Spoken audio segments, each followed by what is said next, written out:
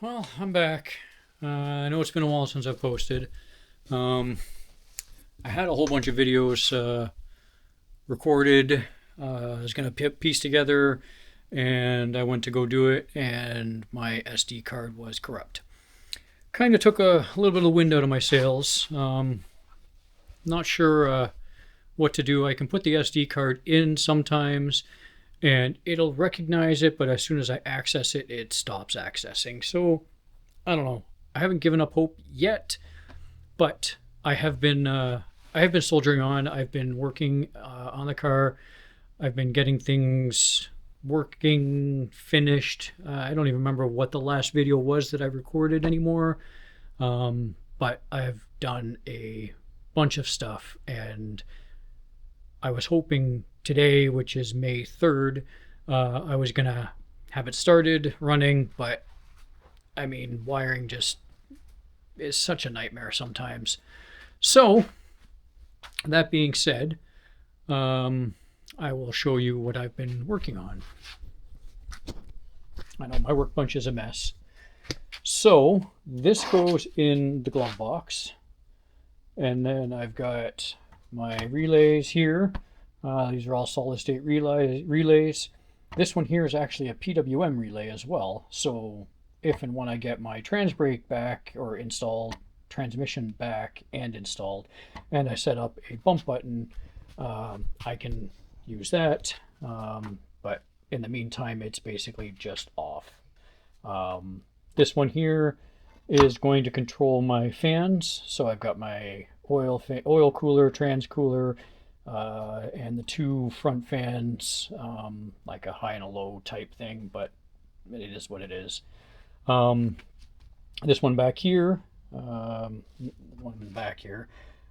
this one feeds the fuse block. So there is a 12 position fuse block under this. Let me just unscrew this really quickly. The 6th position is exactly the same, just 6 positions. So there's it's basically flush mounted. So I'm happy. And then underneath it feeds, this one here feeds my accessories, I think. This one is key on while cranking, which is the dashboard and the terminator. And this one here is, I can't remember now, to be honest. Oh no, sorry, this one here, the first one, is controlled through the I/O module that I have. And basically it'll turn on the water pump, it'll turn on the starter or the alternator exciter, it'll turn on my power steering, and it'll do something else that is escaping me off the top of my head. So that way, like basically when it gets 500 RPM or more, then obviously the engine's running. Oh, it'll turn the transmission relay on as well. So this way, you put the key on and you're not powering all those other things unless, you somehow need to, which then can be controlled other ways. And on this side, it's got 2 8-gauge feeds because I can't really feed it with a 4-gauge very nicely. But these are my constant power, so I mean I could probably get away with just a single 8. But it's the terminator, the transmission, the dashboard, the stereo, something else, and yeah. So anyway, so there's that. Also, I have cleaned a lot of the wiring out of the car, the old wiring. I don't even know how this car ran sometimes. It stresses me out thinking about it. But here you can see a lot of the mess of wires that was in the car. And as we go into the car, I now have my terminator here and the I/O expansion module over there, so that gives me more I/O for the Hology, or for the terminator, since the terminator only has 4 inputs and outputs. This expands it to an additional 8, so a total of 12, which is way more than I really need. I am going to mount this distribution power panel here, or power block here, so that'll feed those black wires on the relay, or on the relays. So that'll come up here. It'll be up here. And then that dash, or that fuse panel, goes in here, and yeah, and then the door closes, the glove box door closes, and yeah. So all of my grounds are now together. This is the I/O. This is my key on while cranking. This one here is my fuel pump, so it's got to go to the back. This one's a tack wire from the Holley, which I don't need or use, so it is just still there. Then these 4 are my constant powers. These 4 here, not this one, these 4 here are switch powers. So they go to the, obviously, the terminator, the dashboard, the stereo, the transmission harness, which is controlled. And then this one here gets connected to this guy over here, which is the brake light. And then there's, that's basically just engages the transmission, or the lockup. Then I have my radio harness. It's all cleaned up nicely. This is all radio stuff. Yeah, everything is all neat and tidy now. I know it kind of still looks like a mess, like all of this here. That there is the sensor bundle, like the extra sensors that I have that actually go out the firewall. So yeah, this here, this one here, is what screwed me over on Sick Michigan, because I had read the manual that it needed to be on a relay key on switch, or accessory, or key on power switch. So what had happened was I had a shitty Amazon block. Like, I knew I shouldn't have trusted it, but I did. So I had a fuse block on that with a cheap relay and combination of one thing and something else and everything else, all combined to not getting power to the relay, which is what stopped my transmission from shifting out of first, which should have locked it in second from what I understand. But anyway, that's regardless. Yeah, so this is all cleaned up. Everything used to be in the kick panel here. My terminator used to be sitting here. The I/O module was sitting under here under the dash. Like, there was a mess of wire in here, and now this, the only thing that's in here is basically the stock Mustang harness. Yeah. So yeah, so it does look like a mess, but it's actually not that bad. Yeah, and then my wife thinking she's funny, asking me, is it done yet? Yeah.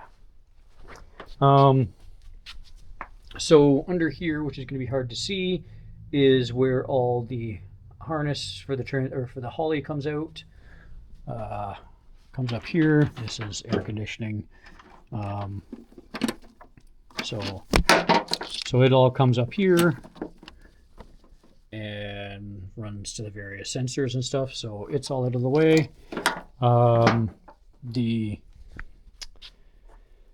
O2 sensor that it came with had a really long cable.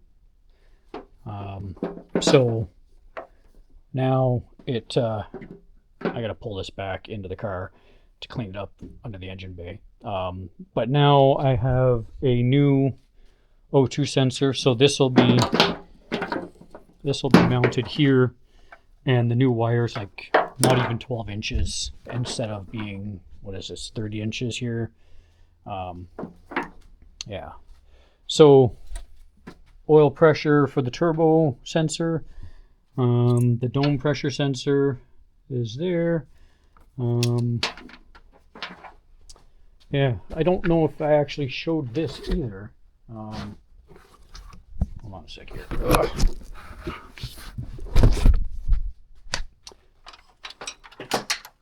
There's so much wire here. Anyway, so now I've got the turbo installed. I've got everything under the hood installed except for the dump valve, the dump wastegate dump. But everything is buttoned up under here. True North Turbos, my turbo, Black Sheep Industries wastegate. That's a 60 mil wastegate. There's a 50 mil blow off valve under here from Black Sheep Industries as well. But yeah, everything is here. Everything is as neat and tidy as I can possibly figure out. I'm just, once I get the bundle through the firewall, I will get rid of all of this extra wiring and stuff like that. It's just sitting here because to remind me that I need to do it. Yeah, like I got air temperature. This is the post intercooler temperature sensor, and under there, you can't really see it, but I have a pre-intercooler temperature sensor. Why? Because I'm an idiot, and I have sensors, so why not? Why not just monitor it, see how efficient the intercooler is being or not, whatever. So, but yes, the engine underhood is 95% done. I just got to wire the sensors, which is not stopping me from being able to start the car. Yeah, I don't have any fans hooked up because I have this bulkhead firewall connector. So these are all my sensors will go through. This goes back to the relays. Yeah, this is transmission power stuff that I got to get figured out. Yeah, just so much stuff. But I am happy with where things are at the moment.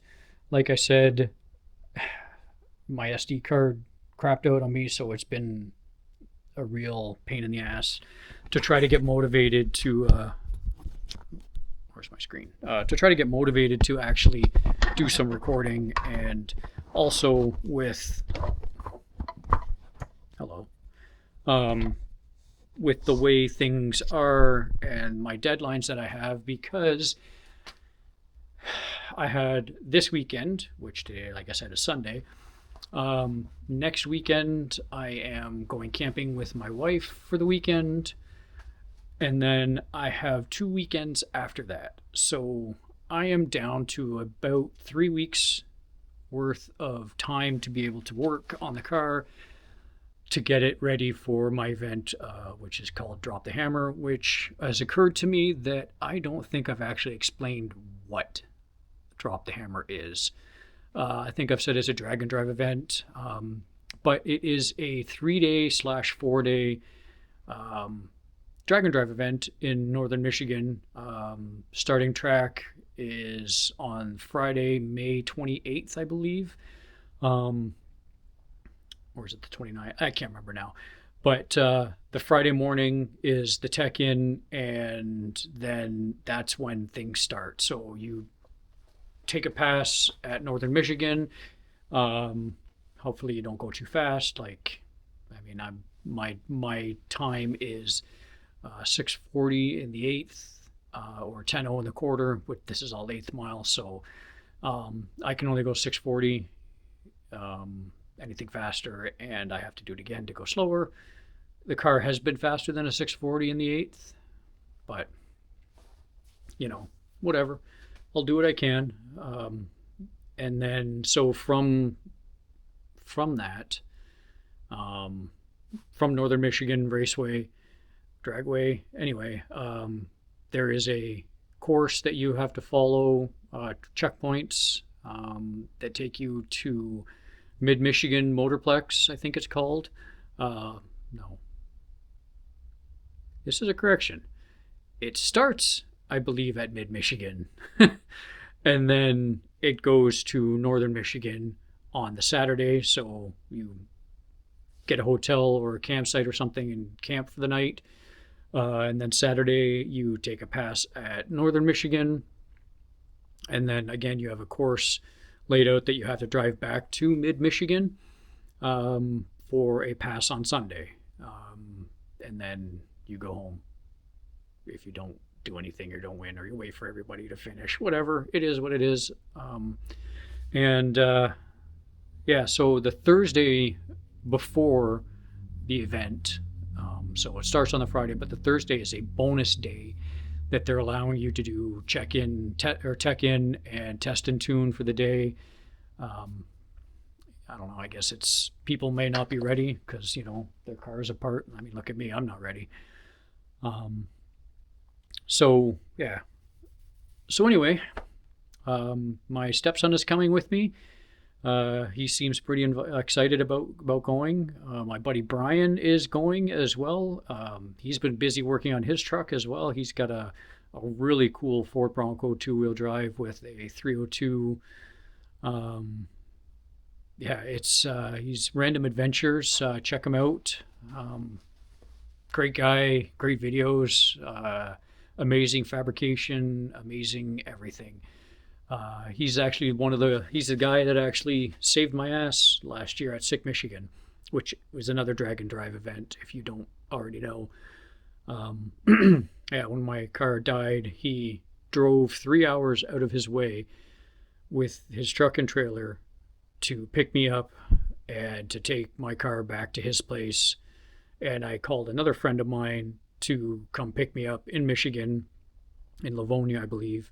And he came pick me up, brought me home, and I grabbed my truck and finished Sick Michigan miles in my truck. And then when I got back to Milan, I ended up getting my car fixed, and I took it for a rip and destroyed the turbo at Milan Raceway, which has prompted me to do all of these changes and fix the car to better. But anyway, I've rambled on for 20 minutes now, 18 minutes or so. I'm going to try to get some more videos done. It's really hard because I can't do this myself, do a video. I can't edit. And again, with the time that I have left, I mean, the event is literally in less than 4 weeks. And I still want to be able to actually test the car. Car currently still has no oil in it. So anyway, don't hit that. Anyway, I'm out. This is current channel name called Staples Garage. I'm not sure I like it, but it's me. I'm Staples, Stapler, whatever you want to call me. I'm gonna post this video tonight. Not much to edit because it's all single take. So on that note, catch you on the next one.